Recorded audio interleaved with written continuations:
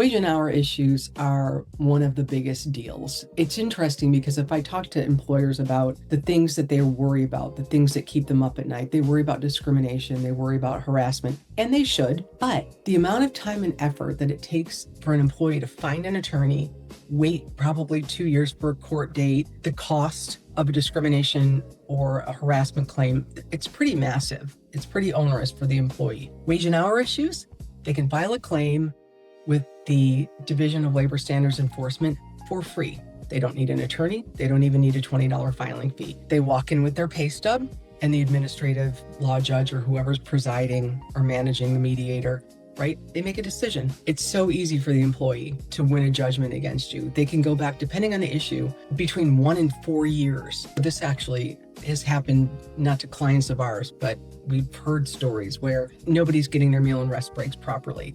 People aren't being paid overtime. They have people classified as contractors, not employees. That's also in my top 3 of most expensive mistakes you can make. They're going to go back. You have to true up all the missed meal and rest breaks. There are fines, fees, and penalties. It's just massive. So if you can get this stuff cleaned up and have repeatable processes, right? This isn't going to happen to you. You're not going to have to worry about it. But you need these repeatable processes, and your managers need to be trained to watch out for some of the issues that come up. Watch out for people not being able to get a rest break in a timely fashion. Watch out for paying the final check when the bookkeeper's available. That's a no-no, right? You pay the final check on the last day. There's all these little potholes that you can trip over for wage and hour, and it's just so easy. It's black and white, dollar for dollar, fines, fees, and penalties. Just get it cleaned up. It's going to save you a lot of money in the long run.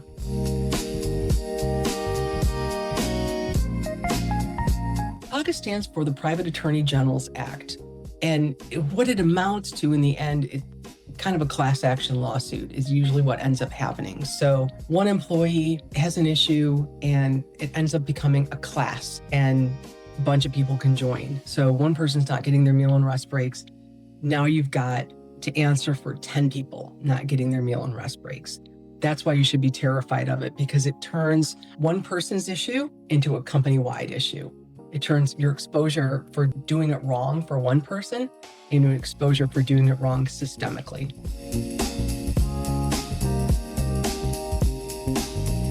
Mistakes that I see that happen a lot are just the mismanagement of meal periods and rest breaks. I know it's hard to let people take breaks within a certain time frame. I get it. People need to get their lunches. Their lunch break needs to start before the onset of the 5th hour. There's a lot of misunderstanding about that. Paying final checks in a timely fashion. You have to pay the day that you let the person go.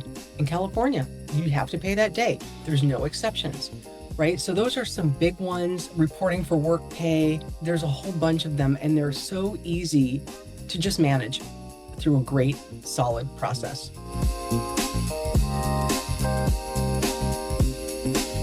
Wage and hour issues can be very expensive to manage, especially if they become a class action issue that becomes more of a systemic sort of multi-employee issue than just a single employee issue.